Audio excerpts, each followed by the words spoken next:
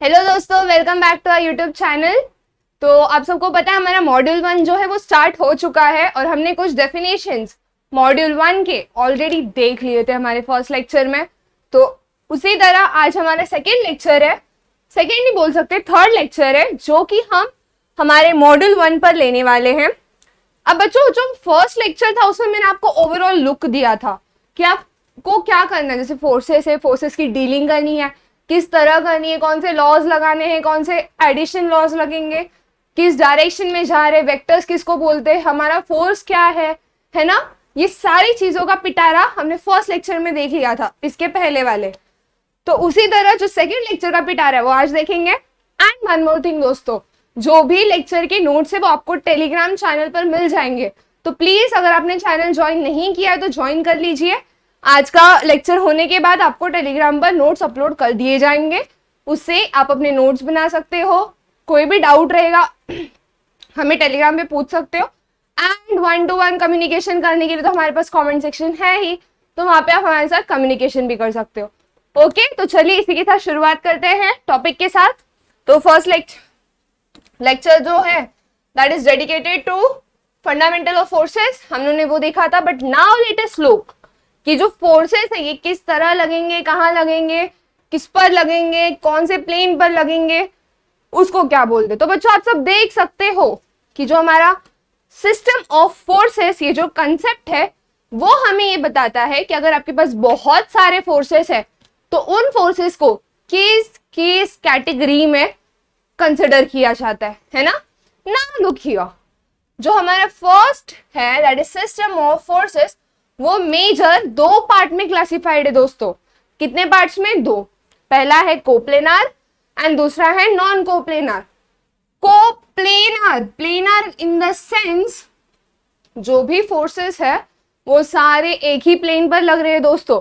अभी अगर मैं बोलूं कि मैं अपने सारे फोर्स ये स्क्रीन पर लगा रही हूं जोर से, तो इसको क्या बोलेंगे हम? Planar force.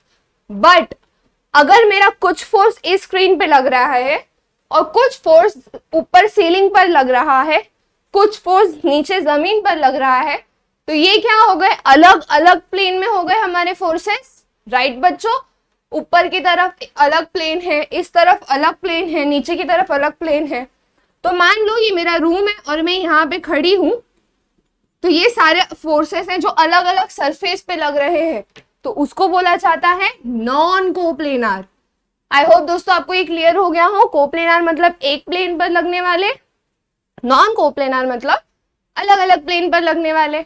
ओके, तो चलो इसके अंदर और कौन कौन से फोर्सेस है उस पे नजर डाल लेते हैं। तो जब कोप्लेनार फोर्सेस है तो उसके अंदर तीन मेन कैटेगरी ऑफ फोर्सेस है दोस्तों। तो जो फर्स्ट फोर्स है ना दैट इज कंकरेंट फोर्सेस। अब ये कंकरेंट फोर्सेस क्या होता है दोस्तों? आपने कंकरेंट लाइन सुना होगा, बस उसी तरह कंकरेंट फोर्सेस भी सेम है। कैसे? ये जो सारे फोर्सेस है ये एक पॉइंट पर मीट होते हैं, या तो मैं इसको और एक भाषा में बोल सकती हूँ, एक पॉइंट से ये बाहर की तरफ निकलते हैं, आउटवर्ड फ्रॉम द पॉइंट, या तो मैं इसको और एक भाषा में बोल सकती हूँ, ये एक पॉइंट पर आके मीट होते हैं, that is inward the point. Okay, outward and inward. तो कंकरेंट में हमें दो टाइप देखने को मिलता है, एक पॉइंट से जब बाहर जाता है और एक पॉइंट से जब अंदर आता है। दोस्तों मैं आपको एक बात बताऊं, जो ये फोर्सेस है ना जो बाहर जा रहे अंदर जा रहे, आप उनका डायरेक्शन भी चेंज कर सकते हो, और वो डायरेक्शन चेंज करने के लिए एक प्रिंसिपल है, वो भी हम इसी लेक्चर में देखने वाले हैं आगे। तो जो सेकेंड पार्ट है कोप्लेनार फोर्सेस का that is parallel types of forces. दोस्तों पैरेलल मतलब क्या हो सकता है? जो भी फोर्सेस है वो एक दूसरे को पैरेलली लग रहे, जैसे कि एक बेंच है, उस पे एक साइड मैं बैठी हूँ, एक साइड मेरी फ्रेंड बैठी है, तो हम लोग एक दूसरे को पैरेलली बैठे हैं, तो हमारा हम जो फोर्स बेंच पे एक्सर्ट कर रहे हैं that are parallel types of forces. Next क्या है बच्चों? General forces. अभी जनरल फोर्सेस में क्या होगा आप मुझे बता सकते हो कमेंट सेक्शन में कि आपके हिसाब से जनरल फोर्सेस क्या लग रहा है आपको? एग्जैक्टली जनरल फोर्सेस होता है कंकरेंट और पैरेलल का एडिशन। जब concurrent force plus parallel force मिलकर एक सिस्टम बनाते हैं, एक सिस्टम मतलब बच्चों एक कोऑर्डिनेट में, एक प्लेन पर जब ये कंकरेंट और पैरेलल दोनों फोर्स एक साथ लगते हैं तब हम उसको क्या बोलते हैं, general system of forces. Exactly. तो आप इधर देख सकते हो ये कैसे बना हुआ है। टेंशन लेने की जरूरत नहीं है बच्चों, हम वीडियोस में जो कंसेप्ट हमें इंपॉर्टेंट है उसका एक्सप्लेनेशन देखेंगे, ये सबका डिटेल्ड डेफिनेशन आपको नोट्स में मिल जाएगा, तो उसके लिए आपको घबराने की जरूरत बिल्कुल नहीं है। ओके नाउ इससे मुझे और एक कंसेप्ट की बात याद आ गई। वो क्या है कि जब हमारे जनरल फोर्स सिस्टम होंगे तब हमें कैसे पता चलेगा कि इधर बॉडी मूव किधर कर रही है, मूव किधर कर रही है इन द सेंस, अगर ये पेन है इस पर चारों साइड से फोर्स लग रहे हैं तो ये इस साइड जाएगा या इस साइड जाएगा या इस साइड जाएगा या इस साइड जाएगा। वो जो चारों तरफ से फोर्स लग रहे हैं ऐसे ऐसे ऐसे, बॉडी कहाँ जाएगी, कितने एंगल पे डिस्प्लेस होगी, तो ये सारे क्वेश्चंस आपके मन में आ रहे होंगे। वो क्वेश्चन को हम आगे सॉल्व करने वाले हैं, लेकिन उसके पहले एक इंपॉर्टेंट फ्रेंड को जान लेते हैं और वो फ्रेंड हमें बहुत हमारी हेल्प करने वाला है। So that is nothing but हमारा प्रिंसिपल ऑफ ट्रांसमिसिबिलिटी। बच्चों ट्रांसमिसिबिलिटी का मतलब ये होता है कि आप एक पोजीशन से दूसरे पोजीशन में उसको ट्रांसमिट कर सकते हो, उसको आगे बढ़ा सकते हो, बट कोई भी चीज का डेफिनेशन जानना जरूरी है। तो इसका डेफिनेशन मैंने यहाँ नोट डाउन किया है एंड वो डेफिनेशन को हम तोड़ तोड़ के पहले समझ लेते हैं कि ये डेफिनेशन कहना क्या चाहता है। A force being a sliding vector, force क्या है बच्चों, स्लाइडिंग वेक्टर। अभी इसका मतलब क्या है वो भी मैं आपको आगे बताऊंगी। Continues to act along its line of action. अब ये लाइन ऑफ एक्शन क्या है ये भी हम देखेंगे। And therefore makes no change if it acts along different point, अलग पॉइंट, ये कौन सी बात हो गई, ये भी देखना पड़ेगा हमें।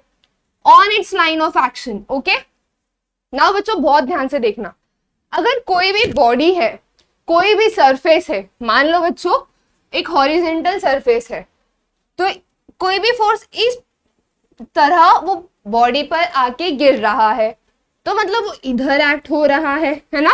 मैंने पॉइंट ऑफ एक्शन बच्चों पिछले लेक्चर में बताया था, वही कंसेप्ट यहाँ पे मैं रिपीट कर रही हूँ। फिर एक ब्लॉक है, ब्लॉक पे मेरा फोर्स इधर एक्ट हो रहा है ना, मेरा फोर्स फिर इधर एक्ट हो रहा है, तो मेरा फोर्स कौन से पॉइंट पे टच कर रहा है बॉडी को, दैट इज मेरा पॉइंट ऑफ एक्शन। ओके बच्चों दैट इज मेरा point of action. And then ये फोर्स, ये जो फोर्स उस पॉइंट पे है इसको जब मैं एक्सटेंड करूंगी तब ये क्या हो जाएगा दोस्तों, लाइन ऑफ एक्शन, कि ये लाइन पे मेरा फोर्स एक्ट कर रहा है। और फोर्स को स्लाइडिंग वेक्टर क्यों बोला गया है, क्योंकि जितना फोर्स मैं इसको यहां इस पॉइंट पे लगा रही हूं उतना ही अगर मैं इस फोर्स को उठा के रुको दोस्तों हम सिर्फ इसको लेंगे। ओके इसको थोड़ा यहां से कहा, इसको उठा के अगर मैं यहां रख दूं तो उतना ही इफेक्ट मिलने वाला है दोस्तों। ये फोर्स पहले कहाँ था, यहां था, लेकिन अगर मैं उसको उसके लाइन ऑफ एक्शन से ऐसे स्लाइड करके नीचे ले आओ तो उसका इफेक्ट उतना ही रहने वाला है जितना वो इधर दिखा रहा था। आई होप आपको ये क्लियर हो गया होगा बच्चों। This is what line of action का इंपॉर्टेंस। क्या है इंपॉर्टेंस, कि जो भी हमारा फोर्स है वो लाइन के अक्रॉस उतनी ही इंटेंसिटी से लग रहा है। अगर मेरा ये वाला फोर्स 4 किलो न्यूटन का है तो ये पूरे लाइन पे वो 4 किलो न्यूटन वाला इफेक्ट दिखाएगा। तो ट्रांसमिसिबिलिटी क्या कहता है कि अगर मेरा फोर्स स्लाइडिंग वेक्टर, अगर क्या बच्चों वो तो है ही, मेरा फोर्स स्लाइडिंग वेक्टर है और वो सेम इफेक्ट दिखाएगा, there will be no change अगर मैं उसका पोजीशन अलग कर दूं। ये यहाँ पे पॉइंट कर रहा है, फिर मैंने इसको यहां शिफ्ट कर दिया। सिर्फ कंडीशन क्या याद रखनी है बच्चों, वो लाइन ऑफ एक्शन पे ही रहना चाहिए। अगर मैं ये वाला उठाकर यहां शिफ्ट कर दूं तो वो रॉन्ग हो जाएगा, वो सेम लाइन ऑफ एक्शन पे रहना चाहिए दोस्तों। ओके, तो इससे हमें ये डेफिनेशन क्लियरली समझ गया है क्या है कि फोर्स एक स्लाइडिंग वेक्टर है जो एक continues to act along its line, उसका एक्शन कैसा रहता है, पूरे लाइन में रहता है, and therefore makes no change, और इसलिए वो कोई चेंज नहीं दिखाएगा अगर मैं उसका पोजीशन डिफरेंट पॉइंट पे कर दूं। ओके दोस्तों, तो इसी की तरह हमारा ये कंसेप्ट भी हमने कवर अप कर लिया है। Now moving to the next concept. Next concept जो है वो थोड़ा सा नहीं बहुत ज्यादा इंपॉर्टेंट है दोस्तों, क्योंकि जो फोर्स, इक्विलिब्रियम, फ्रिक्शन, ये जितने भी चैप्टर्स हैं ना हमारे, उसमें हमें ये वाला वर्ड काफी देखने को मिलेगा। लेकिन उससे पहले जान लेते हैं कि रिजल्टेंट होता क्या है, actually what is it's main function. बच्चों डेफिनेशन तो मैंने आपको शॉर्ट में इधर लिख के दिया है, बिकॉज वो पूरा डेफिनेशन लिखना, वर्ड टू वर्ड एक्सप्लेन करना, उससे बेटर हम शॉर्ट कीवर्ड्स ले लेंगे। तो कीवर्ड्स में क्या क्या आता है, combined effect of system of forces. तो आपने जो सिस्टम ऑफ फोर्सेस पढ़े पहले, coplanar, planar, coplanar, non coplanar, concurrent, parallel, general, तो वो जितने भी सिस्टम ऑफ फोर्सेस में जब बहुत सारे फोर्स लग रहे हैं तो उनका जो कंबाइंड इफेक्ट होता है वो हमें रिजल्टेंट देता है। कौन देता है दोस्तों, रिजल्टेंट। रिजल्टेंट मतलब पूरी फोर्सेस की कंबाइंड मेहनत को हम रिजल्टेंट बोलते हैं। हमारा रिजल्ट आता है ना, पूरे साल का हमारा कंबाइंड मेहनत वो एक शीट में आ जाता है। उसी तरह सारे फोर्सेस जितने भी लग रहे हैं एक सिस्टम पर, एक प्लेन पर, तो वो क्या हो जाता है हमारा दोस्तों, रिजल्टेंट। अब रिजल्टेंट दो तरीके के होते हैं। पहला जो रिजल्टेंट होता है that is resultant force, and दूसरा जो रिजल्टेंट होता है that is resultant couple. Okay दोस्तों,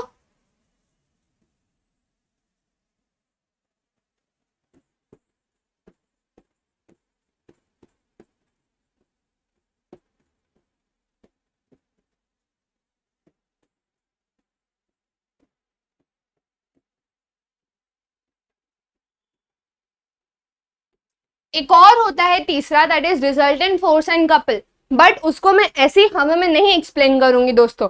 जब हम न्यूमेरिकल सॉल्व करेंगे तब एक एग्जाम्पल ले लेंगे, तो उससे कैसे आपको क्लियर समझ में आ जाएगा। तो रिजल्टेंट फोर्स और रिजल्टेंट कपल क्या होता है दोस्तों, कभी कभी जब बहुत सारे फोर्सेस लग रहे हैं एक सिस्टम पर, तो उसका जब हम रिजल्टेंट निकालते हैं कि ये सबका कंबाइंड इफेक्ट कौन देगा, तो रिजल्टेंट फोर्स होता है। और कभी कभी ऐसा होता है कि जब रिजल्टेंट फोर्स ही जीरो हो जाता है तब हमें बचाने के लिए रिजल्टेंट कपल आता है।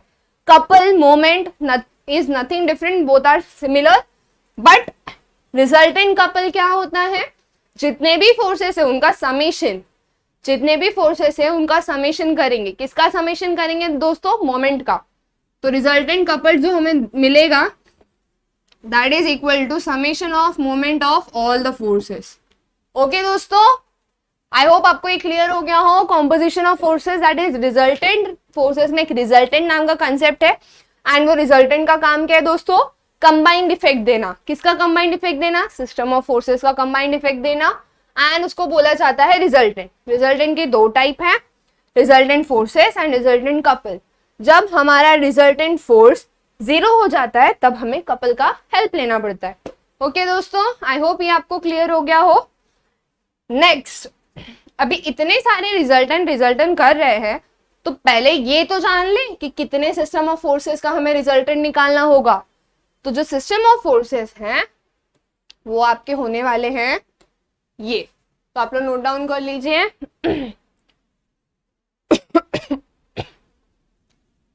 First is concurrent system.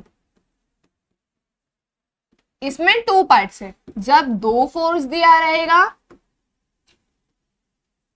और जब बहुत सारे फोर्सेस रहेंगे दोस्तों, यहाँ पे दो ही फोर्स की बात हो रही है फर्स्ट में, लेकिन जो दूसरा है that will be more than two. फिर जो दूसरा रहने वाला है that is parallel system of forces, और जो तीसरा रहने वाला है that will be general system of forces. Okay, तो ये सारे सिस्टम जब हमें आएंगे तब हमें उनका क्या निकालना पड़ेगा दोस्तों, रिजल्टेंट। ओके, तो रिजल्टेंट निकालने के लिए हम क्या चेक करेंगे कि कॉन्करेंट सिस्टम है, कॉन्करेंट विद 2 फोर्सेस, फिर more than 2 forces, then parallel system है या जनरल सिस्टम है। और हर एक सिस्टम को शुरुआत करने से पहले हर एक सिस्टम की मैं आपको स्टेप्स दे दूंगी, वो स्टेप्स आप प्लीज अच्छे से नोट डाउन कर लेना ताकि आपके न्यूमेरिकल सॉल्विंग करते वक्त वो स्टेप्स आपको याद रहे और उसी के साथ आप आगे बढ़ते रहो। ओके, नाउ सबसे पहला जो हमने यहाँ पे लिखा था दैट इज कंकरेंट सिस्टम। अब कंकरेंट सिस्टम ऑफ 2 और मोर फोर्सेस वो देखते हैं। जब 2 फोर्सेस रहता है दोस्तों, जब हमारे पास 2 फोर्सेस का सिस्टम रहता है तो वो सिस्टम को सॉल्व करने के लिए हम यूज करते हैं पैरेललोग्राम लॉ ऑफ फोर्सेस। और जब हमारे पास 2 से ज्यादा सिस्टम ऑफ फोर्सेस रहते हैं दोस्तों, तब हम यूज करते हैं मेथड ऑफ रेजोल्यूशन।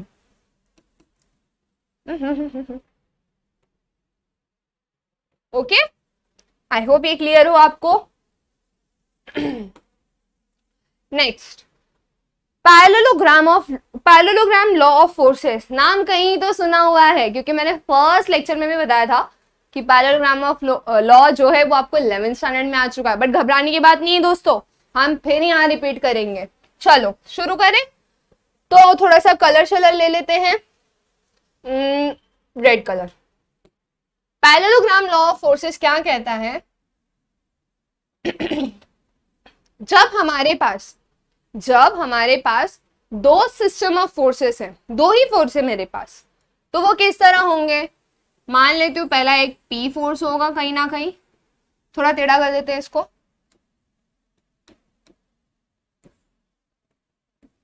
और Q फोर्स होगा, और वो दोनों आपस में एंगल बना रहे होंगे। ये दोनों फोर्सेस आपस में एंगल बना रहे होंगे, दैट इज अल्फा मान लेते हैं।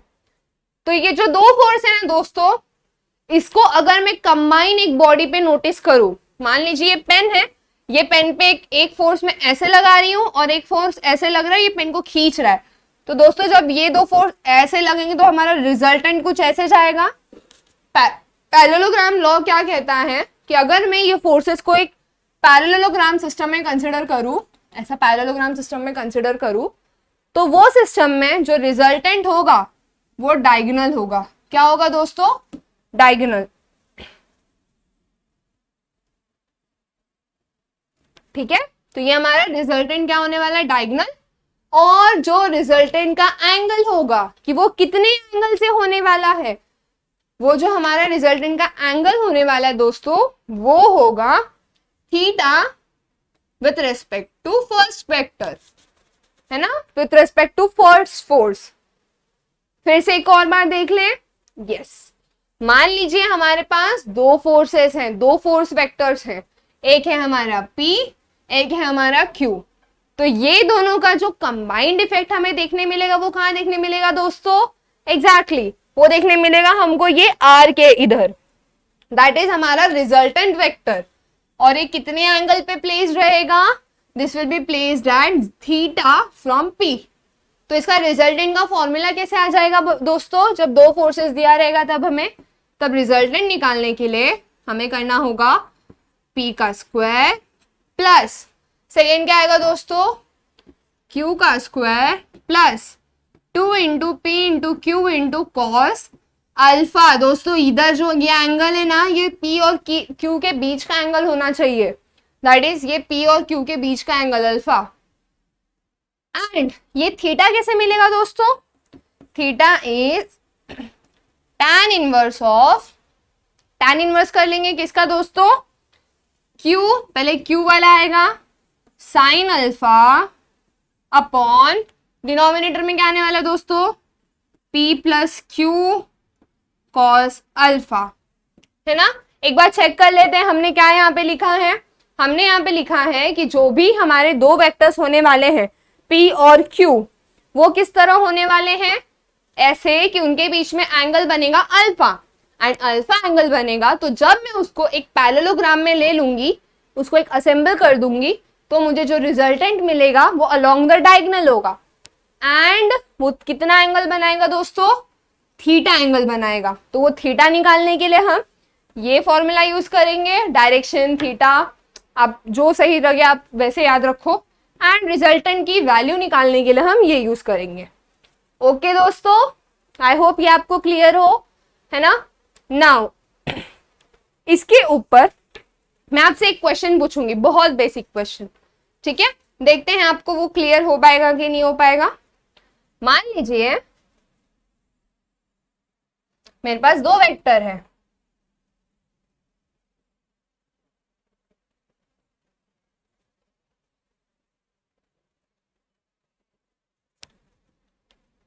दोनों 2 किलो न्यूटन के हैं। दोस्तों फोर्स का यूनिट क्या है? फोर्स का unit of force that is Newton, और कभी कभी वो किलो न्यूटन आएगा। दोस्तों जब किलो न्यूटन आएगा तब हमें क्या समझना है, वो है 10⁻³ न्यूटन। ओके, ये याद रखो। नाउ जब ये दो फोर्सेस है, मान लीजिए कि आपके पास दो फोर्स दिया गया है, आपको इसका क्या निकालना है, ये क्वेश्चन ले लेते हैं एक, फाइंड रिजल्टेंट। ठीक है, तो कैसे करेंगे, resultant and its direction.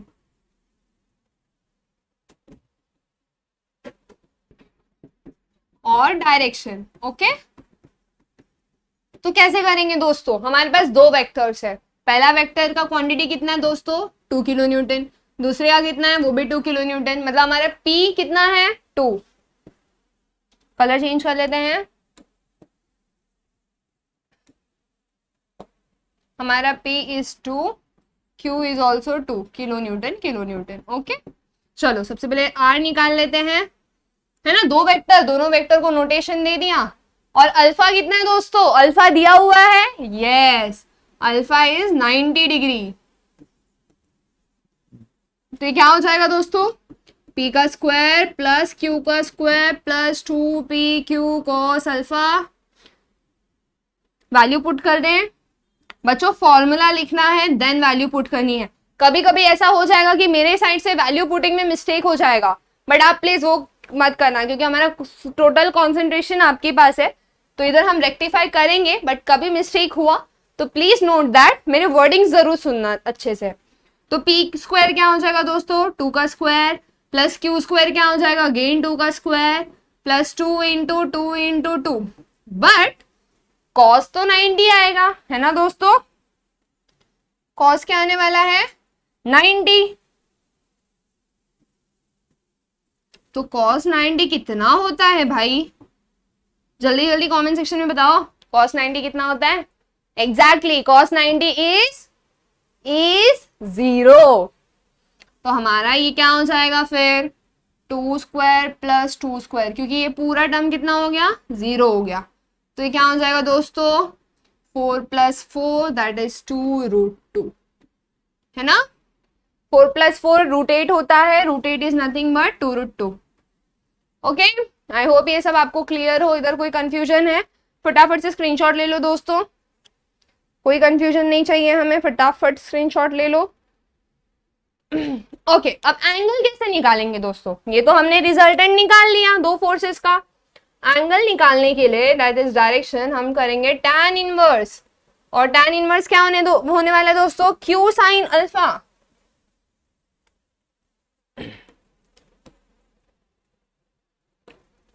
Q sin alpha upon P plus Q cos alpha, है ना।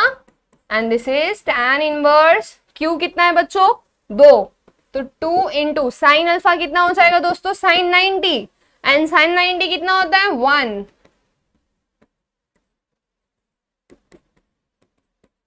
ये इधर कुछ नहीं है, मतलब मल्टीप्लीकेशन का साइन है दोस्तों।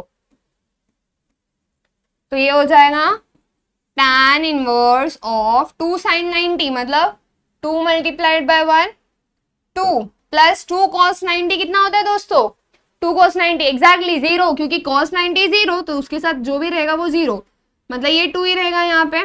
So this will become tan inverse 1, 2 / 2 हो जाएगा, है ना। चलो आपके लिए पूरा स्टेप लिख देती हूँ। ओके, एंड tan इनवर्स 1 कितना होता है दोस्तों? tan इनवर्स 1 की वैल्यू जल्दी जल्दी कमेंट सेक्शन में बताओ मुझे।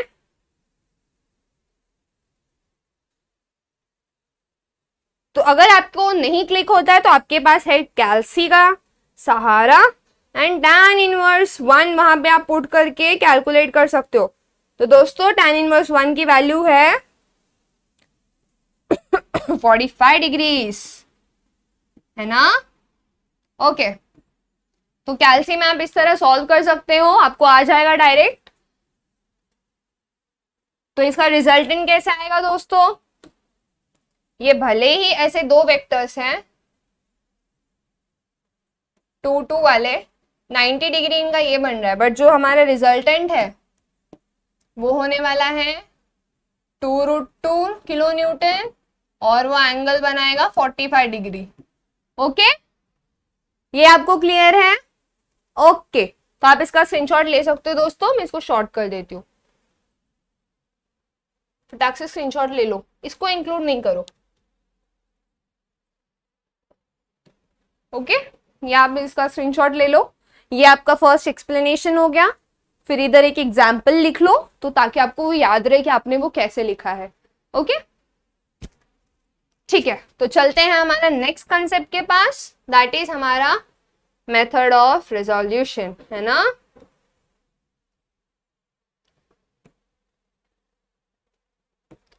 अभी मेथड ऑफ रिजोल्यूशन वाला जो कंसेप्ट है वो कैसे है, मतलब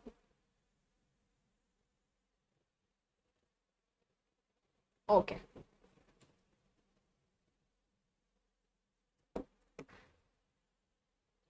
एडजस्ट कर लिया हमने। ओके दोस्तों, तो चलिए शुरू करते हैं।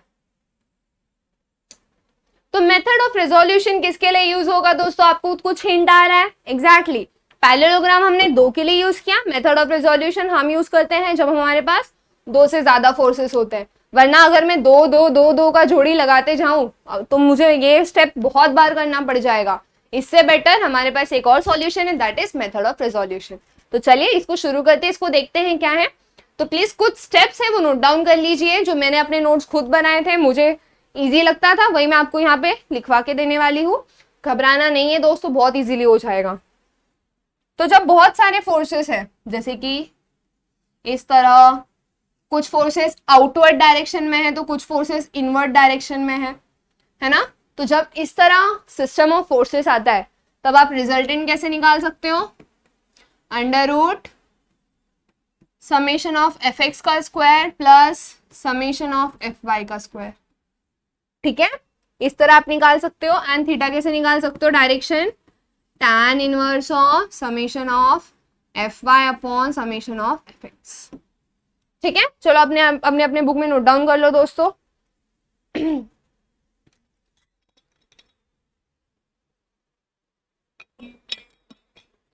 ओके, नाउ अब बच्चों मुझे एक बात बताओ कि जो हमने अभी तक कंसेप्ट पढ़ा है उसमें हमने देखा कि जो फोर्सेस है उनको सिर्फ जैसे फोर यहाँ पे जैसे 2 दिया था तो हमने 2 ले लिया, QP में 2 2 ले लिया, वहां पे पुट कर दिया और वैल्यू निकाल ली। बट कभी ऐसा हो सकता है ना कि जो हमारे फोर्सेस हैं वो अलग अलग होंगे। 485 120 कितने अलग अलग किलो न्यूटन के फोर्सेस होंगे, अलग अलग डायरेक्शन पे लग रहे होंगे, इंक्लाइंड, ना ही वो हॉरिजेंटल है ना ही वो वर्टिकल है। वो फोर्सेस किस तरह है? इंक्लाइंड फोर्सेस हैं। तो जब ऐसे फोर्सेस आते हैं तब हमें क्या करना रहता है? ये वाला मेथड यूज करना रहता है। तो आई होप आपको क्लियर हो गया और अंडरस्टैंडिंग हो गई हो कि आपको कौन से मेथड कब यूज करने हैं, किस तरह यूज करने हैं, है ना? Now first of all let us understand कि ये जो रिजोल्यूशन वर्ड यहाँ पे लिखा है उसका रियल मीनिंग क्या होता है। एंड वो मीनिंग ओके, तो चलिए कुछ एग्जांपल्स देख लेते हैं कि summation of F X F Y ये सब न्यू टर्म्स क्या है दोस्तों। ओके,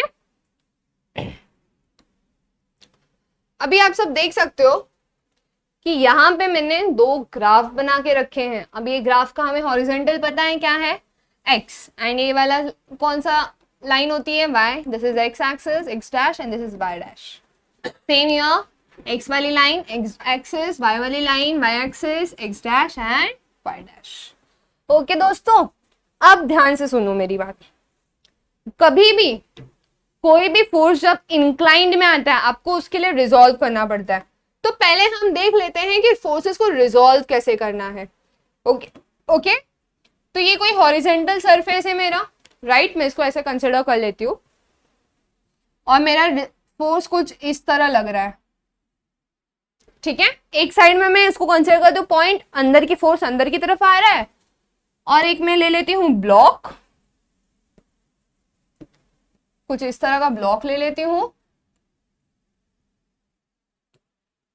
एंड फिर मैं उसको अज्यूम करती हूँ उधर जो फोर्स है वो मेरा बाहर की तरफ जा रहा है यहां से। अब बच्चों रिजॉल्व करते वक्त आपको सबसे पहली चीज जो याद रखनी है that is horizontal and vertical. ये दो फोर्सेस में रिजॉल्व करना है, ये दो कंपोनेंट्स में रिजॉल्व करना है। तो आपने अपने लोअर क्लासेस में वो देखा होगा, ऐसे हम ग्राफ बनाते थे, फिर वो इधर से एक एक्स एक्सिस, तो वैसे ही इधर भी दिमाग लगाना है।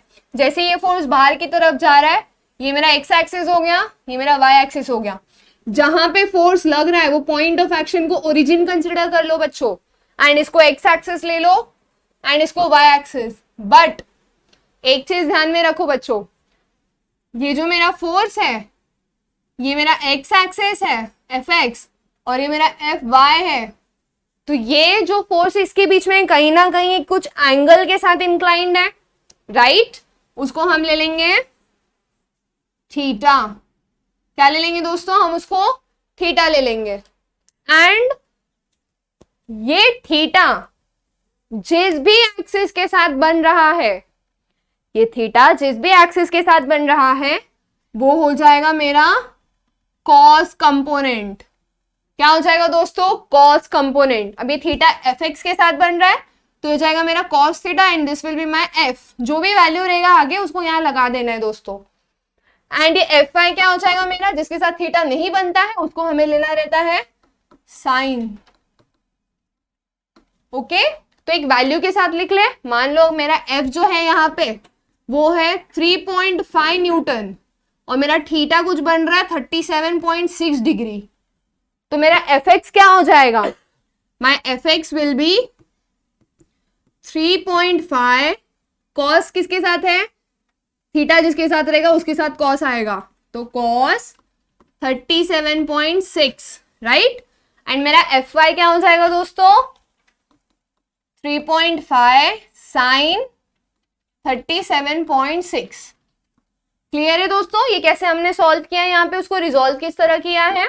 सबसे पहले हमने क्या कंसिडर किया कि जितना फोर्स हमें दिया हुआ है एंड एंगल क्या दिया हुआ है वो पहले हमने नोट डाउन कर लिया। देन एक्स कंपोनेंट कैसे बना है, यहाँ पे थीटा चेक करके, थीटा अगर एक्स के साथ है तो एक्स के साथ कॉस वाला लेना है, थीटा अगर वाई के साथ है तो वाई के साथ साइन वाला कॉस वाला लोगे। बट यहाँ पे थीटा वाई के साथ नहीं है, इसके लिए हमने क्या लिया है, साइन। ओके, नाउ इसको देखते हैं दोस्तों। अभी यहाँ पे तो जो मेरा फोर्स था वो बाहर की तरफ जा रहा था, लेकिन यहाँ पे मेरा फोर्स अंदर की तरफ आ रहा है। तो इसको मैं वैसे कैसे रिजॉल्व करूं, इसका ओरिजिन में क्या कंसिडर करूं, ये ओरिजिन कंसिडर करूं या ये ओरिजिन कंसिडर करूं, दोस्तों आपके ऊपर है। कोई ऐसा दिक्कत वाली बात नहीं, आप कुछ भी कंसिडर कर सकते हो। बट यहाँ पे ध्यान देते हैं हम दोनों में मैं आपको दिखा दूंगी कि कैसे दोनों के साथ चलना है। ठीक है, पहले मैं यहाँ पे कंसिडर करती हूँ ओरिजिन, ये रहेगा मेरा एक्स एक्सिस, ठीक है, एंड ये रहेगा मेरा वाई एक्सिस।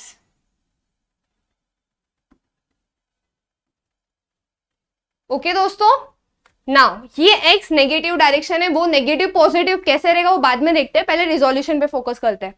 अभी मैं फोर्स को दिखाने के लिए कलर चेंज कर देती हूँ कि ये जो फोर्स है वो मेरा, मैं येलो कलर ले लेते हैं हम लोग। ओके, तो ये जो फोर्स है वो इनवर्ड की तरफ आ रहा है, तो जो इस और ये एंगल थीटा बना रहा है, तो इसके जो दो कंपोनेंट होने वाले हैं एफ एक्स और एफ वाई वो भी इनवर्ड की तरफ आने चाहिए दोस्तों। ओके, तो इसके लिए ये कॉम्प्लिकेशन मोस्टली अवॉइड कर दो ताकि आपको कंफ्यूजन ना हो।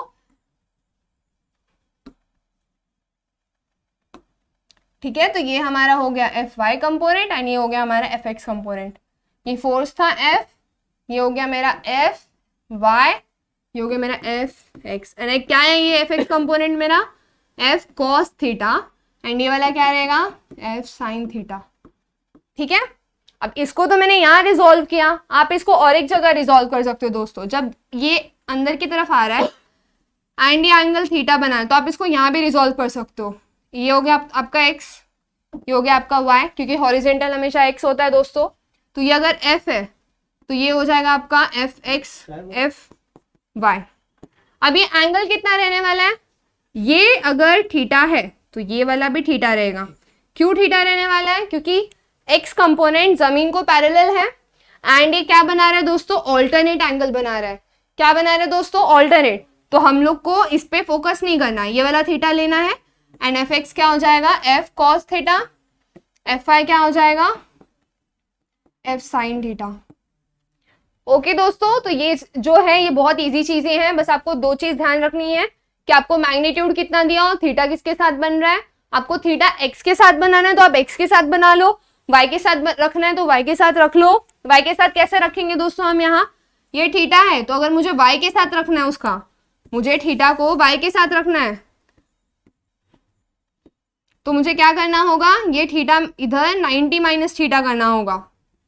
क्या करना होगा दोस्तों 90, अगर ये थीटा है तो मुझे, तो मेरा एफ वाई वाला कंपोनेंट क्या हो जाएगा एफ कॉस, इधर जो भी 90 माइनस थीटा है, और मेरा एक्स वाला कंपोनेंट इस बार साइन हो जाएगा जब मैं इसको नहीं कंसिडर करूंगी तब। ओके, क्लियर है दोस्तों, आई होप आप सबको ये क्लियर हो गया हो कि रिजोल्यूशन कैसे करना है, एंगल थीटा किसके साथ बनता है तो क्या लेना है। ये टेंशन मत लीजिए, जब आप न्यूमेरिकल सॉल्व करेंगे तब आपको और क्लियर तरीके से समझ में आ जाएगा। तो ये कंसेप्ट आप अपने दिमाग में रखिए। अब चलते हैं हम लोग हमारे थोड़े एक्सिस के पास। ओके, जब हमारा एफ ऑफ एक्स पॉजिटिव होता है, हमारा जब summation of F of X positive आता है, अब ये summation of F of X क्या है, summation of F of Y क्या है, वो भी तो देखना पड़ेगा ना दोस्तों। तो वो देखने के लिए एक तरीका है, चलिए हम कुछ डायग्राम्स ड्रॉ कर लेते हैं। ये एक फोर्स जा रहा है यहाँ से, ये एक फोर्स जा रहा है, ये एक जा रहा है और ये एक जा रहा है। ठीक है, ये मैंने कुछ फोर्सेस ड्रॉ किए हैं जो बाहर की तरफ निकल रहे हैं। थीटा बना लेती हूँ दोस्तों, यहाँ पे मैं थीटा दे देती हूँ, इसको मैं अल्फा ले लेती हूँ, इसको मैं गैमा ले लेती हूँ, इसको मैं बीटा ले लेती हूँ। ठीक है, फोर्सेस को नाम दे देते हैं F1, F2, F3, F4। Okay दोस्तों, ये आपको क्लियर हो गया। नाउ अब इसको रिजॉल्व कैसे करेंगे। अभी ये जो F2 है, तब इसके ये तो इंक्लाइंड है, ना ही ये हॉरिजेंटल F2 है ना ही ये वर्टिकल है, तो इसको इसके हॉरिजेंटल और वर्टिकल कंपोनेंट में हमें क्या करना होगा दोस्तों, स्प्लिटिंग करनी होगी। तो ये हॉरिजेंटल, इसका कलर चेंज कर लेते हैं आपको कोई कंफ्यूजन ना हो इसके लिए।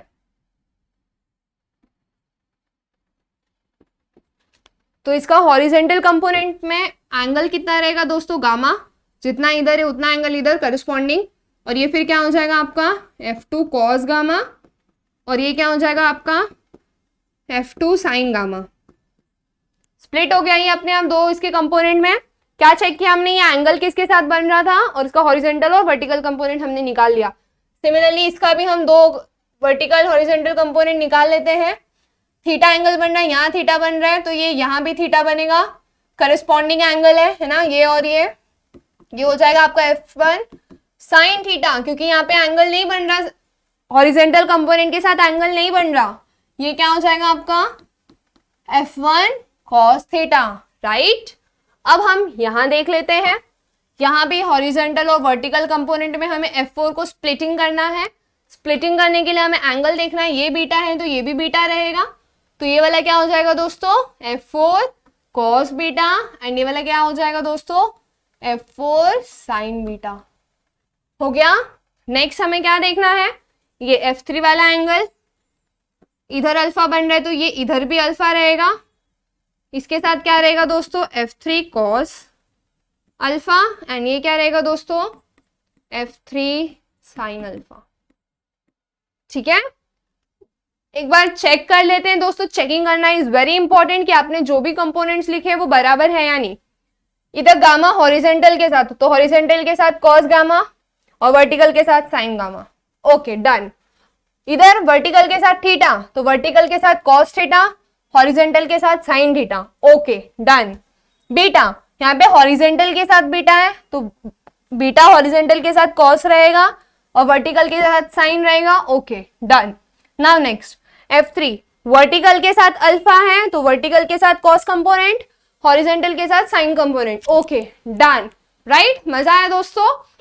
बच्चों एनालाइजिंग प्लीज कर लेना, क्योंकि कभी कभी ऐसा होगा आप ये F2 की जगह यहाँ पे F1 ही लिख दो, साइन गामा की जगह कॉस गामा ही लिख दो।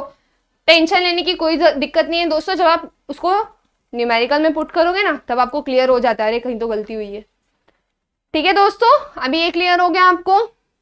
नाउ चलो, अभी ये सारे फोर्सेस तो आउटवर्ड जा रहे थे। कहाँ जा रहे थे दोस्तों? आउटवर्ड। अब हम फोर्सेस लेते हैं जो इनवर्ड जा रहे हो। ठीक है,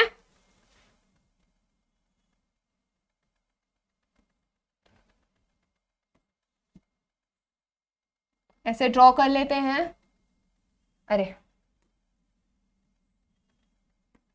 ठीक है, एंगल दे देते हैं, कितने एंगल से वो अंदर आ रहे हैं, अल्फा बीटा, इस बार इधर ही लिख देते हैं गामा थीटा। ओके, अब ये मैंने 4 एंगल्स ले लिए। अब ये मेरा F1 F2 फोर्सेस असाइन कर देती हूँ मैं। F1 force, F2 force, F3 force, F4 force. बच्चों जब फोर्स अंदर की तरफ आ रहे हैं, मैं 2 तरीके से इसको रिजॉल्व कर सकती हूँ। मैं आपको एक साइड दोनों तरीका दिखा देती हूँ। ठीक है, पहले यहाँ, अभी ये जो फोर्स अंदर की तरफ जा रहा है, या तो आप इधर रिजॉल्व कर लो ये वाले पॉइंट पे, या तो आप यहां रिजॉल्व कर लो।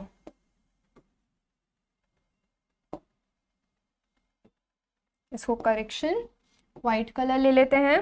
ठीक है, या तो आप यहां रिजॉल्व करो कंपोनेंट्स को, जैसे कि मैंने F3 का हॉरिजेंटल ऐसे बनाया और वर्टिकल ऐसे बनाया। और एल्स आप क्या कर सकते हो दोस्तों, उसको उसके स्टार्टिंग पॉइंट मतलब यहां इधर कंसिडर कर लेते हैं, यहां रिजॉल्व कर सकते हो दोस्तों। ओके, डायरेक्शन वही दिखाना है जहां पे आपका वो मेन एरो है, मेन फोर्स वाला जो एरो है। ठीक है, अभी यहाँ पे ये अल्फा बना रहा है तो ये जो है ये यहाँ पे से Z बना रहा है ना, तो ये Z बना रहा है जिसकी वजह से यहाँ पे अल्फा बनेगा, और जहां पे हमारा एंगल बनता है वहां कौन सा कंपोनेंट होता है दोस्तों, कॉस। तो ये हो जाएगा F2 का कॉस अल्फा एंड ये हो जाएगा F2 का साइन अल्फा। ठीक है, कोई घबराने वाली बात नहीं दोस्तों, आपको जैसा सही लगता है आप वैसा ले सकते हो, इधर कोई दिक्कत नहीं आएगी आपको। ओके, नाउ यहां कैसे हो जाएगा, ये यहाँ थीटा बन रहा है तो ये हो जाएगा F3 कॉस थीटा एंड ये क्या हो जाएगा दोस्तों, F3 sine theta. Okay, but हम एक ही प्रेफर करते हैं, हमारा डायग्राम थोड़ा अच्छा दिखेगा, है ना। डायग्राम अच्छा दिखेगा तो हमें नोट्स भी बनाने में बड़े मजे आएंगे। ओके इसको ऐसे ही कंसिडर करते दोस्तों। तो ये भी, ये वाला कैसे जाएगा दोस्तों, ये ऐसे नीचे की तरफ आएगा एंड ये वाला भी इस साइड रहेगा, तो ये हो जाएगा मेरा F4 कॉस गामा, है ना, F4 कॉस गामा एंड ये क्या हो जाएगा मेरा दोस्तों इस डायरेक्शन में ही। इसको ये वाला नीचे कर देती हूँ दोस्तों।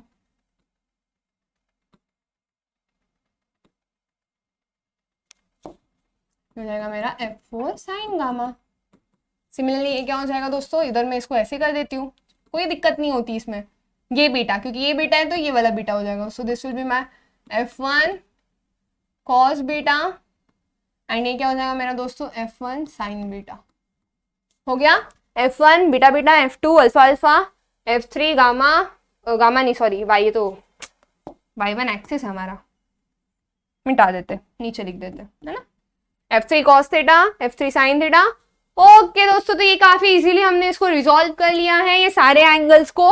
आपको चाहिए तो आप स्क्रीनशॉट ले लो एंड अपने नोट्स में इसको बना लेना। यहाँ पे मैंने आपको जब पॉइंट इनवर्ड आता है तो कैसे दो तरीके से रिजॉल्व करते हैं वो बताया। दिस इज द फर्स्ट तरीका एंड ये आपका दूसरा तरीका। या तो इधर कर दो रिजॉल्व या तो इसके स्टार्टिंग पॉइंट पे कर दो, ठीक है। आई होप ये आपको क्लियर हो। तो चलिए इसी के साथ हम अपना एक न्यूमेरिकल सॉल्व कर लेते हैं।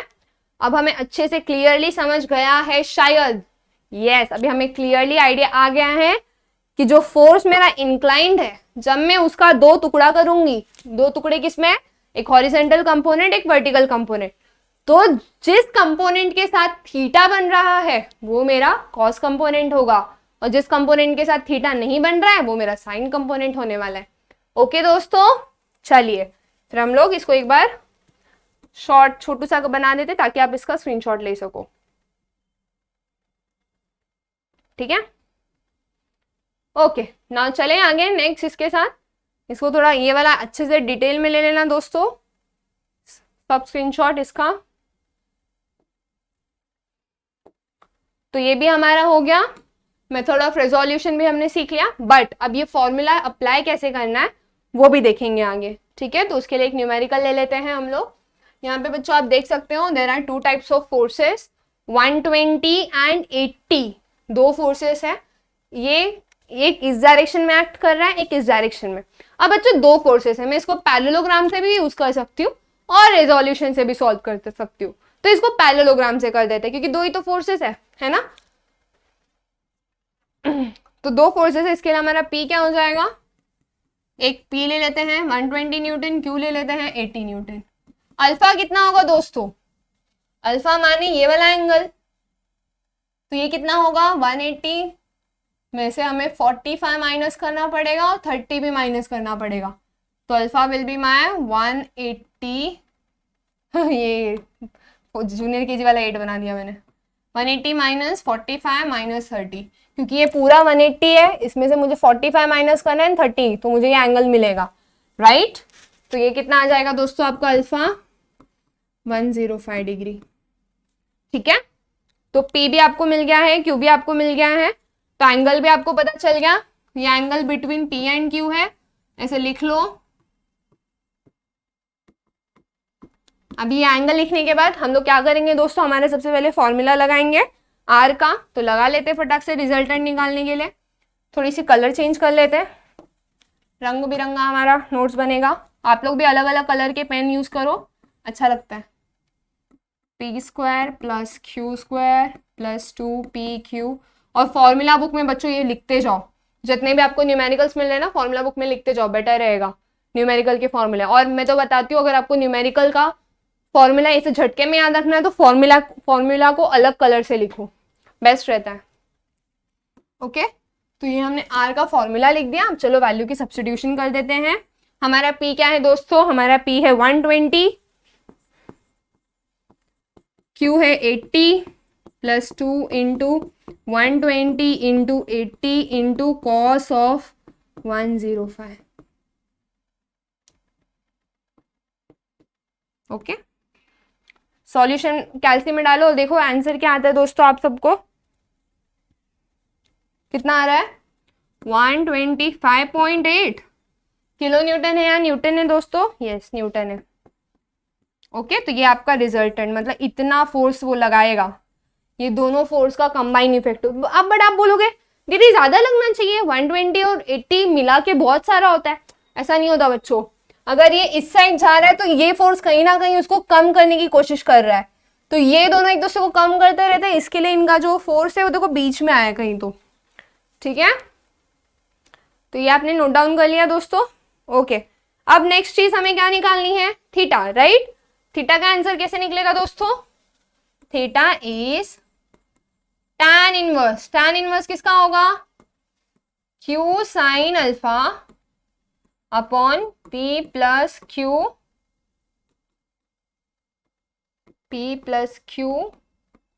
कॉस अल्फा, है ना दोस्तों।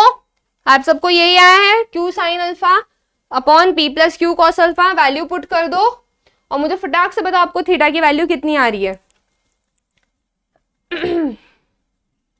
tan इनवर्स कैसे करेंगे कैल्सी में?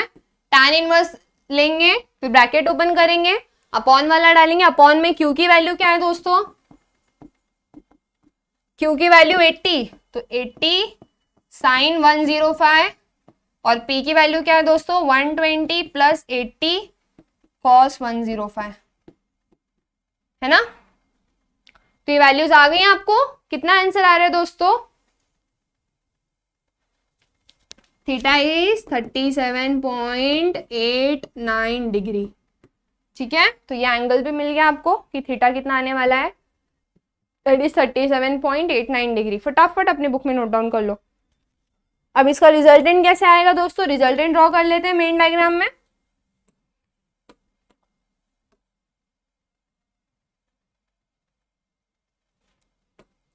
रिजल्टेंट होगा विथ रिस्पेक्ट टू ये पी के रिस्पेक्ट में, हमारा रिजल्टेंट होगा कुछ 125.8, और ये एंगल कितना बनाएगा पी से? ये एंगल कितना रहने वाला है?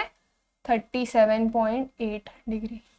ओके दोस्तों, आपको रिजल्टेंट समझ में आ गया कि हमें रिजल्टेंट किस तरह दिखाना रहता है ना? चलो फटाफट नोट डाउन कर लो। सबसे पहले हमें पी की वैल्यू नोट डाउन की, देन क्यू की वैल्यू नोट डाउन की, देन अल्फा निकाल लिया। हमारा जो एंगल रहता है दोनों के बीच का, है ना, इन दोनों का बीच का एंगल हमने कैसे निकाला था? 180 में से 45 माइनस करके 30, तो ये पूरा 105 आया था। देन हमने क्या किया फिर? हमारा आर का फॉर्मूला लिखा। आर का फॉर्मूला क्या था? P square plus Q square plus 2pq cos alpha. Alpha is angle between P and Q. Value की पुटिंग की। बच्चों एक बार कंफर्म कर लो कि आपने जो वैल्यूज पुट किया है ना वो राइट है या नहीं। Q80 sine alpha, oh yes this is correct. Okay, then R और थीटा मिलने के बाद मैंने उसको प्लॉट कर दिया। वो 120 से 37.8 एंगल बनाकर 125 का वैल्यू देगा। ओके दोस्तों, तो इसी की तरह हम और एक क्वेश्चन लेते हैं। हमारे बहुत सारे वेक्टर्स जब आते हैं, ठीक है, तो ये भी हो गया हमारा। Now this one very interesting, find the resultant. हमें क्या बोला है? रिजल्टेंट फाइंड आउट करना है फॉर 4 कंकरेंट। यहाँ कितने फोर्सेस है दोस्तों? 4। और वहां पे जो हमने इसके पहले क्वेश्चन सॉल्व किया उधर क्या था दोस्तों? सिर्फ 2 फोर्सेस था जो एक बोल्ट पे एक्ट कर रहा था, है ना, एंड हमें रिजल्टेंट निकालना था। बट ये क्वेश्चन में क्या है?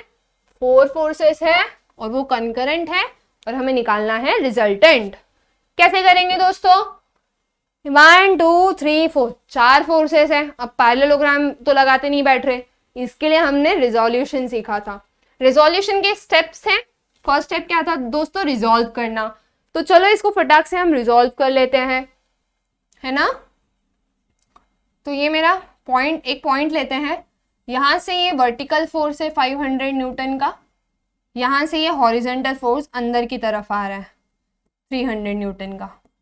बच्चों ये फोर्स यहां तक नहीं, ये फोर्स ये पूरे लाइन में एक्ट कर रहा है। इसको ये नहीं सोचना है कि ये फोर्स यहां तक ही है, ये पूरे लाइन में। क्यों? क्योंकि हमने स्टार्टिंग में एक कंसेप्ट सीखा, that is principle of transmissibility of forces. Exactly. तो इसके तरह ये 300 न्यूटन हो गया। देन ये 250 को हमें 2 पार्ट्स में डिवाइड करना होगा। तो ये जो 250 है यहाँ पे, उसको मैं डिफरेंट कलर में ले लेती हूँ जो कि हमें काम नहीं आने वाला है। तो इसको मैं जब 2 पार्ट्स में डिवाइड करूंगी दोस्तों, इसका हॉरिजॉन्टल और इसका वर्टिकल, है ना, तो हॉरिजॉन्टल के साथ 30 डिग्री बन रहा है। तो मेरा हॉरिजॉन्टल कंपोनेंट क्या होने वाला है दोस्तों? 250 cos 30, और वर्टिकल क्या होने वाला है? 250 sin 30, है ना। तो चलो इसको यहाँ पे लिख लेते हैं। ये हो गया। देन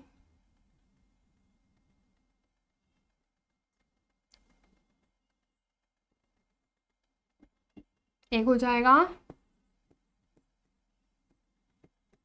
250 cos 30,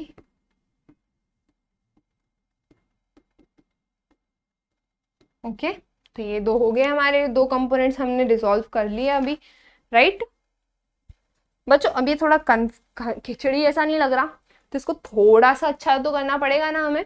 तो हम क्या कर लेंगे, सबसे बेटर तरीका जो हम यूज करते हैं दैट इज इसका बॉडी हम लोग दूसरे पेन से ले लेते हैं। मैं नहीं चाहती मेरे फ्रेंड्स को कोई भी कंफ्यूजन हो जो ये वीडियो देख रहे हैं। तो जो फोर्सेस हमें दिए गए हैं उसको मैंने ड्रॉ कर लिया है। अब बच्चों जो व्हाइट वाला रहने वाला है वो आपको आपके नोटबुक में ड्रॉ करना है। सो ये जो रहेगा दैट विल बी माय 500 का फोर्स, 500 न्यूटन। ये कितना रहने वाला है दोस्तों? 300 न्यूटन। एंड ये 250 कितना एंगल बनाना है? 30। तो इसको मैं कैसे रिजॉल्व करूंगी? इस तरह। तो ये भी 30 होगा तो ये भी 30 हो जाएगा, ऑल्टरनेट नहीं, corresponding. This is 250 cos 30, this is 250 sin 30, right? Okay, and ये 400 का कितना होगा दोस्तों? 400 एंगल 45 किसके साथ बन रहा है? इसके साथ 45, तो इसके साथ 45 बनेगा, राइट? इधर 45 मतलब यहाँ 45, तो इसके नीचे वाले के साथ, तो ये साइन कंपोनेंट हो जाएगा हमारा 400 साइन 45, और ये क्या हो जाएगा दोस्तों? 400 cos 45। ओके, क्लियर है दोस्तों आपको? ये सब देख लो, एक बार कंफर्म कर लो, हमने सब बराबर से नोट डाउन किया। 500 500 यस, 300 300 यस, 30 30 30 30 का किया। फिर हमने 250 न्यूटन को देखो कैसे रिजॉल्व किया, उसका दो component, 250 cos 30 250 sin 30, right? And then हमने बाकी के कैसे रिजॉल्व किए हैं उसको भी देख लेते हैं। 400 cos 45 400 sin 45। ओके, तो इसको सॉल्व करें। यस, तो जो पहला स्टेप होता है ना दोस्तों, वो होता है रिजॉल्विंग का। सो दिस इज अपना स्टेप 1, ठीक है? अब हम स्टेप 2 पे जाते हैं हमारे।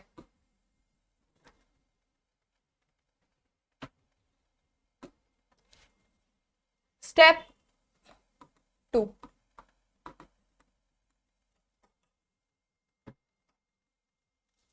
ओके, तो चलिए स्टेप 2 देखते हैं।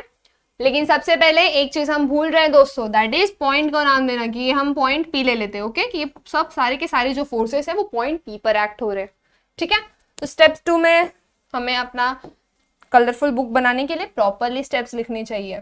So this is concurrent system of forces, ये आपने बता दिया अपने आंसर शीट में, राइट? ये बताने के बाद आपको नेक्स्ट स्टेप जो लेना है that is summation of effects.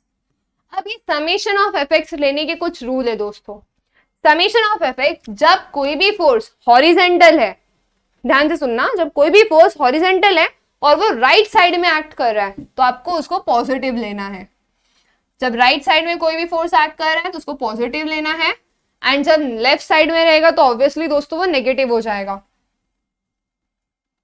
Okay, तो ये हो गया आपके साइन के नोटेशंस। तो हम लोग समेशन ऑफ इफेक्ट्स निकाल लेते हैं। कैसे, कितनी आएगी इसकी वैल्यू? चलो कैलकुलेट करते हैं। सबसे पहले हॉरिजेंटल फोर्सेस, ये 300 न्यूटन, ये राइट साइड में है तो ये प्लस 300 न्यूटन होगा। देन फिर कौन से दो हॉरिजेंटल फोर्सेस है दोस्तों? 250 cos 30, बट ये लेफ्ट साइड में आ रहा है, ये इस डायरेक्शन में है, तो ये क्या होने वाला है दोस्तों? Negative 250 cos 30, right? एंड और एक कोई तो फोर्स है जो लेफ्ट साइड में आ रहा है, दैट इज 400, नेगेटिव 400 cos 45, ठीक है? फटाफट अपने कैल्सी में डाल दो और मुझे वैल्यू बता दो कमेंट सेक्शन में फटाफट दोस्तों।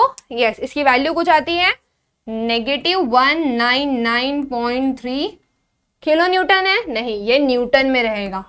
क्लियर है दोस्तों? समेशन ऑफ एफएक्स कुछ घबराने जैसा नहीं था।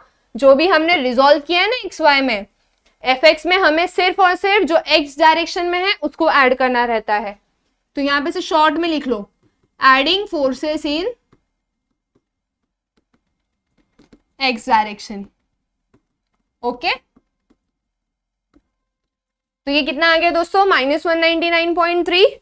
नाउ ये 199.3 का आंसर जो आपको मिला वो नेगेटिव में, बट कोई भी फोर्स नेगेटिव नहीं होता कभी। इसका मतलब ये जो नेगेटिव साइन है दैट इज द डायरेक्शन। तो ये हो गया 199.3 न्यूटन इन नेगेटिव डायरेक्शन। ओके, अभी समेशन ऑफ एफ वाई निकाल लेते हैं। ओके, वाई डायरेक्शन में सबसे पहले कौन सा फोर्स है दोस्तों? 500, बट इसका भी तो कोई नोटेशन होगा, कोई रूल होगा इसकी तरह। तो वो रूल कुछ इस तरह है, जो भी ऊपर की तरफ जाएगा उसको पॉजिटिव ले लो, जो भी नीचे की तरफ जाएगा उसको नेगेटिव डायरेक्शन ले लो। That is adding forces in Y direction. Okay, तो चलो इसको फटाफट हम ऐड कर लें। 500 ऊपर की तरफ तो प्लस 500, और कौन से दो फोर्सेस हैं? 400 साइन 45, वो भी ऊपर की तरफ है, तो प्लस 400 साइन 45। फिर 250 साइन 30, लेकिन वो कौन सा डायरेक्शन में? नीचे के डायरेक्शन में, इसलिए 250 माइनस 250 साइन 30 डिग्री एंगल है। ठीक है दोस्तों, फटाफट अपनी कैल्सी में चेक कर लो आप लोग ने जो भी वैल्यूज लिए हैं वो प्रॉपर है या नहीं। 300 न्यूटन, 250 का कॉस कंपोनेंट लिया है, यस। फिर 400 का कॉस 45 लिया है, यस। दोनों नेगेटिव क्योंकि वो लेफ्ट साइड में है। फिर समीशन ऑफ Fy पे आ जाते हैं। 500 ऊपर की तरफ तो वो पॉजिटिव, 400 साइन 45 भी ऊपर की तरफ है, देखो ऊपर की तरफ इसका डायरेक्शन है, इसके लिए वो पॉजिटिव, एंड माइनस 250 साइन 30 वो नीचे की तरफ है, ये नीचे की तरफ है, इसके लिए वो हमने नेगेटिव लिया है। ये कैल्सी में पुट करने के बाद कुछ आपको आंसर आएगा 657.8। अब ये प्लस है तो इसका मतलब इसका डायरेक्शन ऊपर की तरफ है। दोस्तों आंसर में ये जरूर होना चाहिए, magnitude, unit and direction, magnitude, unit and direction. Okay, आ गई ये दोनों वैल्यूज आपको। नाउ मूविंग टू हमारा स्टेप नंबर 3। स्टेप 3 क्या कहता है?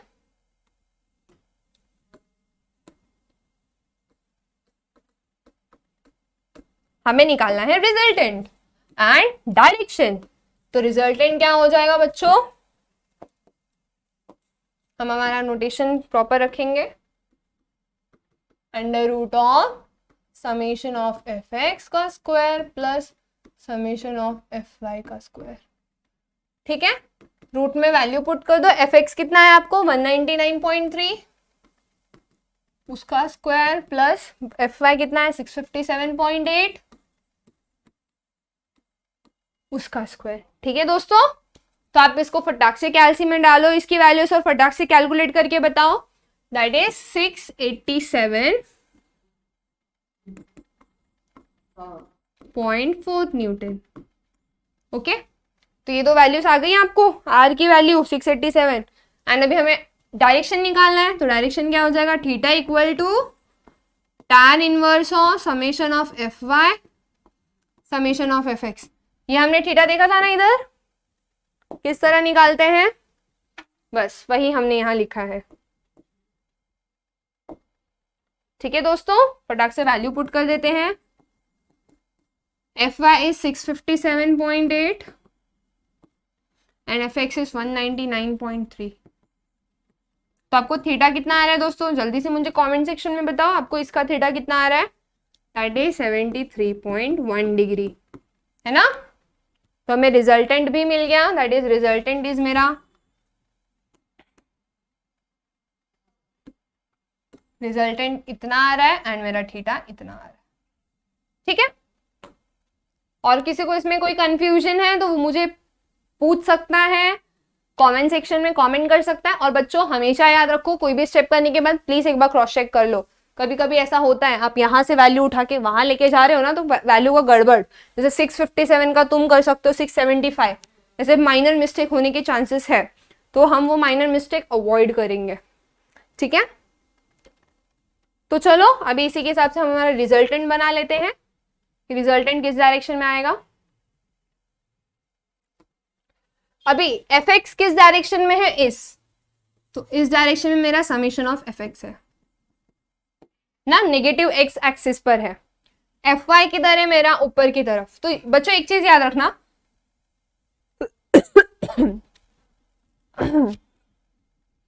जो एफ एक्स का टेल है, अभी कोई भी एरो होता है उसका ये वाले पार्ट को बोलते हैं हम हेड और ये वाले पार्ट को बोलते हैं टेल। तो जो एफ एक्स का टेल है ना, वहां पे आपको वहां से शुरू करना है एफ वाई का हेड। ठीक है, तो एफ वाई ऊपर की तरफ था ना, तो समेशन ऑफ एफ वाई यहां हो जाएगा। तो आपका रिजल्टेंट किस डायरेक्शन में आएगा दोस्तों? कुछ इस डायरेक्शन में जाएगा। ठीक है, आई होप ये आपको क्लियर हो। आप इसको ऐसे भी बना सकते हो, और एल्स इसको बनाने के लिए बहुत सारे तरीके हैं दोस्तों, ऐसे भी कर सकते हो, और else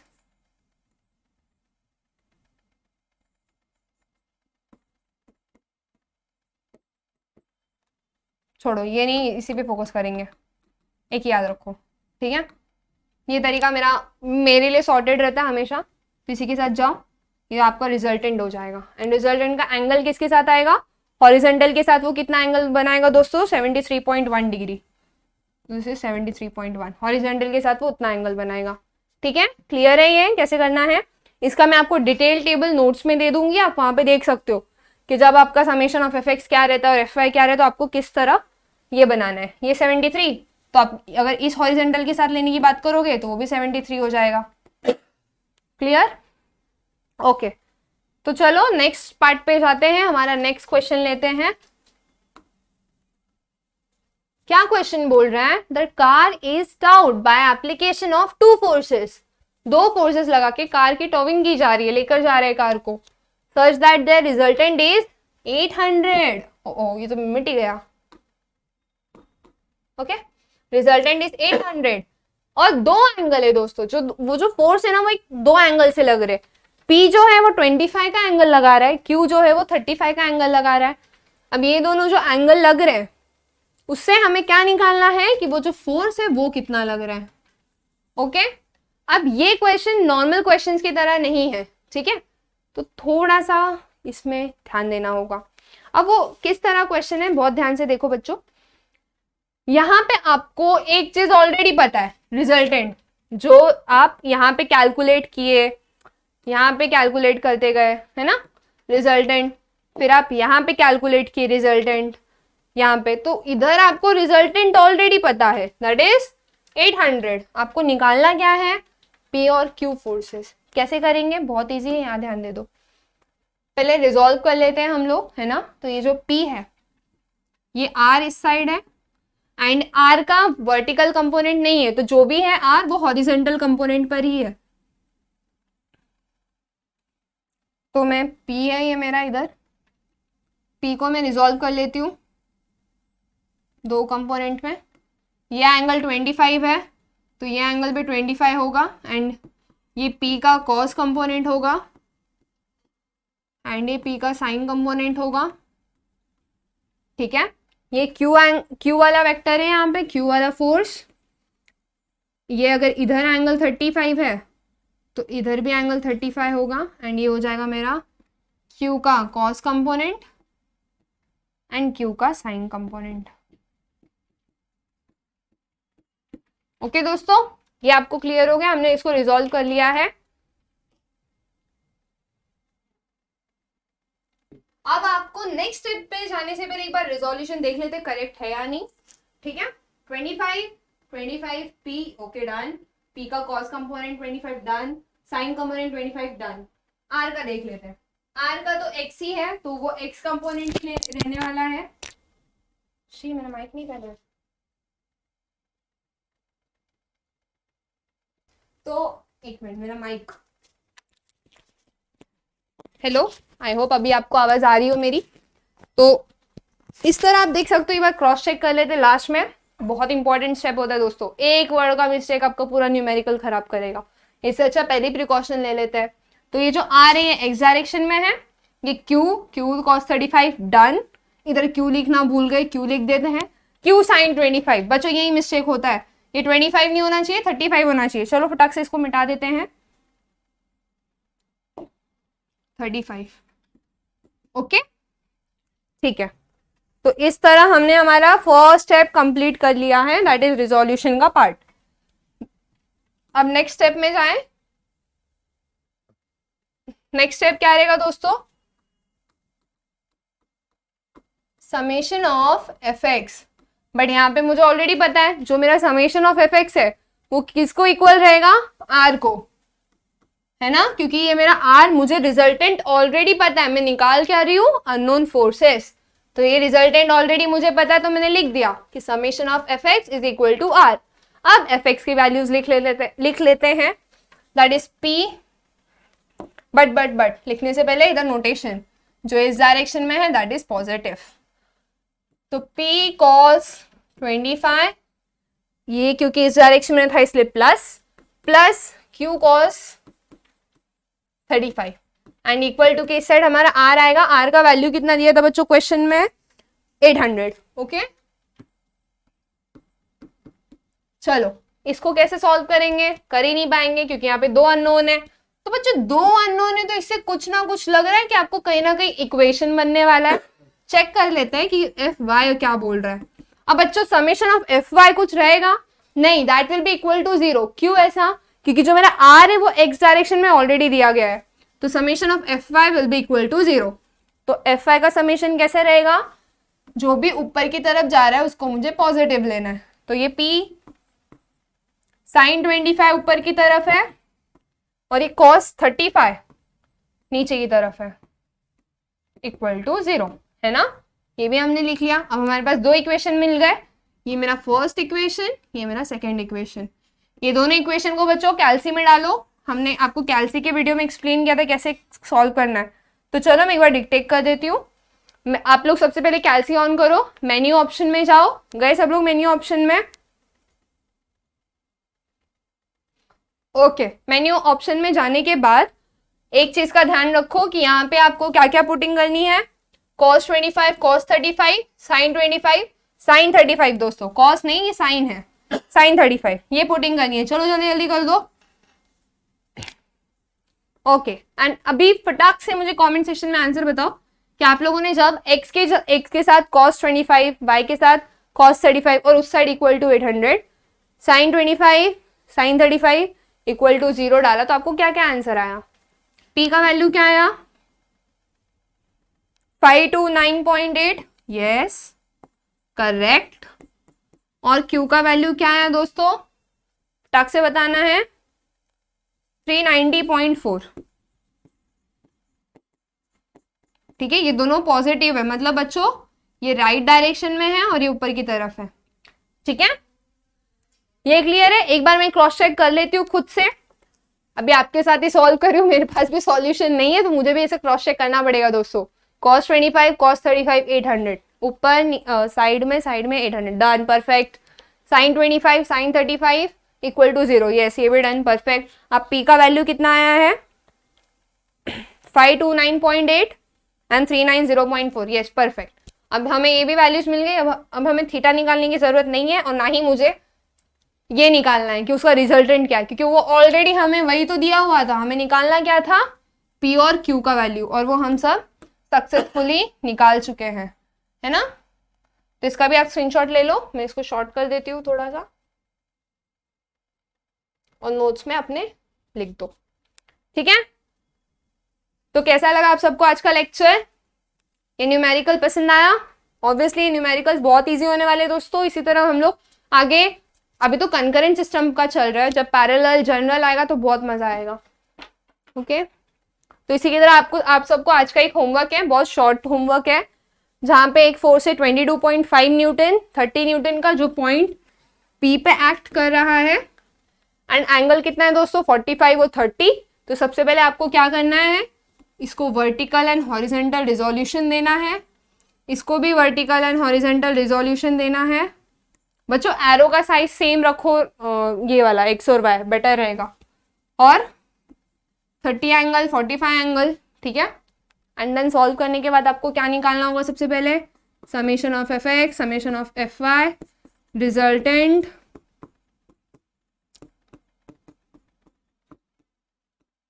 and theta, that is tan inverse of summation of F Y among X. Okay, ये क्लियर है। एंड ये निकालने के बाद आपको फाइनल डायग्राम बनाना है, फाइनल रिजल्टेंट का डायग्राम। ठीक है, अब बच्चों जो टेबल की मैंने आपको बात की वो मैं आपको थोड़ा सा एक्सप्लेन कर देती हूँ। देखो, जब आपका समेशन ऑफ एफ एक्स और समेशन ऑफ एफ वाई दोनों पॉजिटिव है, मतलब एक इस डायरेक्शन में है, ये मेरा समेशन ऑफ एफ एक्स हो गया, है ना, and summation of F Y, तो मेरा जो रिजल्टेंट रहेगा वो ऐसे जाएगा। ठीक है, जब मेरा summation of F X positive है और मेरा summation of F Y negative है, तो मेरा रिजल्टेंट किस तरह जाएगा, ये पॉजिटिव है और summation of F Y negative है, सो शिफ्ट करना पड़ेगा यहाँ पे, नेगेटिव मतलब ये इस तरह आ रहा है, तो मेरा रिजल्टेंट ऐसे जाएगा। ठीक है दोस्तों,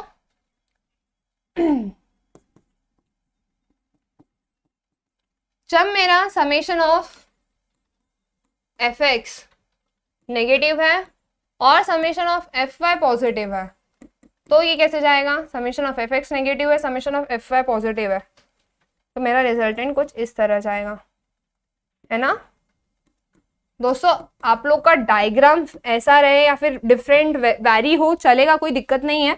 ऐसा कोई कंपल्सन नहीं होता कि वो एफ एक्स का हेड टू टेल ऐसे टच होना चाहिए, बट जो मैंने आपको पहले इस लेक्चर में ये डायग्राम का रूल बताया वो मैं पर्सनली फॉलो करती हूँ, तो आप भी वो कर सकते हो, ठीक है। एंड द लास्ट वन, जब आपका समेशन ऑफ एफ एक्स भी नेगेटिव है और समेशन ऑफ एफ वाई भी नेगेटिव है, तो कैसे जाएगा दोस्तों? ये भी नेगेटिव है एंड ये भी नेगेटिव है, तो आपका रिजल्टेंट कुछ ऐसे जाएगा, ठीक है। तो ये कौन कौन से क्वाड्रेंट में आ रहा है आप अंदाजा लगा सकते हो।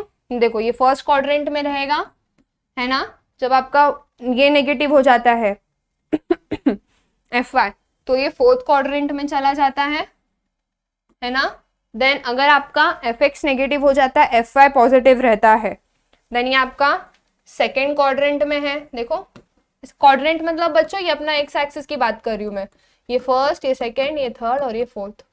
एंड जब आपका दोनों नेगेटिव रहता है तो ये थर्ड क्वाड्रेंट में आ जाता है, ठीक है। इसका एक डिटेल टेबल है, वो आपको आज नोट्स में मिल जाएगा टेलीग्राम के, तो प्लीज टेलीग्राम ज्वाइन कर लीजिए अगर आपने नहीं किया है, आपको कुछ मिस नहीं होना चाहिए इसके लिए। तो आपको ये सब क्लियर हो गया दोस्तों, अच्छे से क्लियर है। तो ये होमवर्क है दोस्तों, होमवर्क का स्क्रीनशॉट ले लो, क्या क्या निकालना है वो भी ले लो, एंड देन हम लोग आज का लेक्चर यहीं खत्म करते हैं। तो फटाफट एक बार देख लेते हैं हम लोगों ने क्या क्या पढ़ा। पहले हमने सिस्टम ऑफ फोर्सेस पढ़े, है ना, कोप्लेनार नॉन कोप्लेनार, अलग अलग डायरेक्शन देखा, वो कैसे आउटवर्ड है और ये इनवर्ड है, ये पैरेलल है, ये जनरल है, नॉन कोप्लेनार।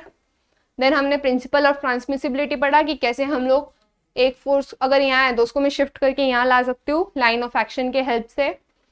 देन हमने देखा रिजल्टेंट फोर्स किसके होते हैं और रिजल्टेंट कपल, ये तो हम आगे न्यूमेरिकल्स में देखेंगे, बट फिलहाल हमने ये देखा। फिर हमने न्यूमेरिकल सॉल्व किया, आगे दो मेथड ऑफ रेजोल्यूशन देखा, दैट इज एक पैरेललोग्राम वाला और एक रेजोल्यूशन वाला, है ना। पैरेललोग्राम लॉ कैसा कह रहा था, क्या कह रहा था कि उसका रिजल्टेंट जो है वो दोनों फोर्स पे डिपेंड करता है एंड उसका डायरेक्शन उनके एंगल्स में भी जो एंगल बनते हैं। देन हमने एक न्यूमेरिकल देखा कि वो जो पैरेललोग्राम लॉ पे है बेस्ड, फिर हमने उसको कैलकुलेट किया। देन हमने एक्सिस में कैसे रिजॉल्व करना है वो ध्यान से देखा कि एक्सिस में रिजोल्यूशन कैसे आता है ना। फिर हमने न्यूमेरिकल देखा इस पर, ये वाला हमारा, एक मिनट इसको मैं शिफ्ट कर दूं, ठीक है, ये वाला न्यूमेरिकल देखा हमने। देन हमने क्या देखा, ये कार इज स्टोर्ड, जहाँ पे हमें ऑलरेडी रिजल्टेंट पहले से ही पता है, बस निकालना क्या है, जो अननोन फोर्सेस है, ठीक है। एंड ये हम आपका होमवर्क, नेक्स्ट लेक्चर में हम ये होमवर्क भी सॉल्व करेंगे एंड आगे इसी के साथ अमेजिंग लेक्चर्स होने वाले दोस्तों। न्यूमेरिकल में बहुत मजा आने वाला है।